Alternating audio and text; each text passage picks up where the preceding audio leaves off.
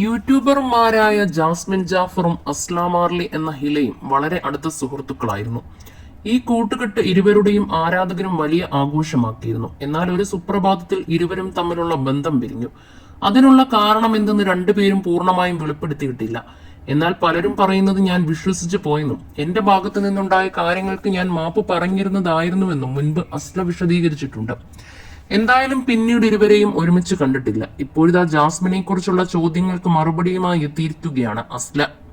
ഒരു യൂട്യൂബ് ചാനലിന് നൽകിയ അഭിമുഖത്തിലാണ് പ്രതികരണം. ജാസ്മിൻ ജാഫറുമായി ഇപ്പോൾ എനിക്ക് കോണ്ടാക്ട് ഇല്ല. ഗ്ലാമി ഗംഗയുമായി ഇൻഫ്ലുവൻസർ മുൻപ് ഗ്ലാമിയും അസ്ലയും ജാസ്മിനും നല്ല സുഹൃത്തുക്കളായിരുന്നു.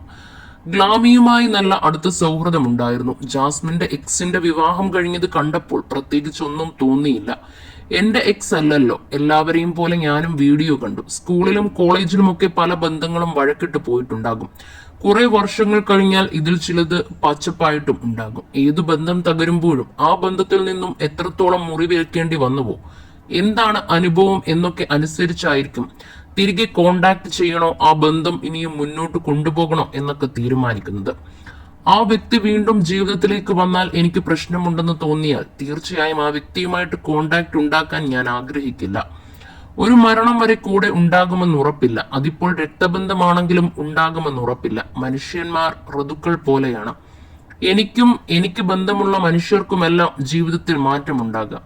ഇതെല്ലാം താങ്ങാൻ തയ്യാറായിരിക്കണം. ബിഗ് ബോസിലേക്ക് ഇപ്പോൾ കോൾ വന്നാൽ പോകാൻ സാധിക്കില്ല. ഞാൻ പ്രഗ്നന്റ് ആണല്ലോ. പക്ഷേ മുൻപ് ബിഗ് ബോസിലേക്ക് കോൾ വന്നിട്ടുണ്ട്. വൈൽഡ് കാർഡ് എൻട്രി ആയിട്ടാണ് അവസരം വന്നത്. ഒരിക്കൽ വന്നത് PG ചെയ്യുന്ന സമയത്തായിരുന്നു. എനിക്ക് പരീക്ഷയായിരുന്നു. മറ്റൊരു സമയത്ത് വീട്ടുകാർക്ക് പ്രശ്നമായിരുന്നു. ഇനിയിപ്പോൾ വിളിച്ചാലും ഞാൻ പോകുമെന്ന് തോന്നുന്നില്ല. ഓരോ സീസൺ കഴിയുമ്പോഴും എനിക്ക് പറ്റിയൊരു ഷോ അല്ലെന്ന് തിരിച്ചറിയുന്നു. പറയാൻ പറ്റില്ല, ഈ കാഴ്ചപ്പാട് മാറിയേക്കാമെന്നും അസ്ല പറഞ്ഞു.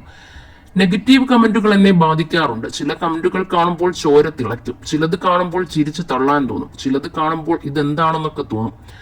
ജീവിതത്തിനെ ഇതൊന്നും ബാധിക്കാറില്ല. ഇരുന്ന കമന്റുകൾ വായിക്കുന്ന ആളാണ് ഞാൻ. എന്നാൽ ഇതൊന്നും നോക്കരുതെന്ന് ഭർത്താവ് പറയാറുണ്ട്. ബോഡി ഷെയ്മിംഗ് ഉണ്ട്. നമ്മുടെ വീഡിയോ കാണുന്നവർക്ക് അവർ ഇഷ്ടപ്പെടുന്ന രീതിയിൽ കാണണമെന്നുണ്ടാകും. അത് ബോഡി ഷെയ്മിംഗ് അല്ല, ഇഷ്ടം കൊണ്ട് പറയുന്നതായിരിക്കും. എന്നാൽ ചിലരൊക്കെ വെറുതെ വന്ന് കുറ്റം പറഞ്ഞു പോകും. ആ കുറ്റപ്പെടുത്തലുകളെ നോക്കേണ്ട കാര്യമില്ല. ചില സമയത്ത് നല്ല മൂഡിലിരിക്കുമ്പോൾ ഇതൊന്നും പ്രശ്നമല്ല. പക്ഷെ ചില ദിവസങ്ങളിൽ പ്രശ്നമായിരിക്കുമെന്നും അസ്ല ഇന്റർവ്യൂവിൽ പ്രതികരിച്ചു.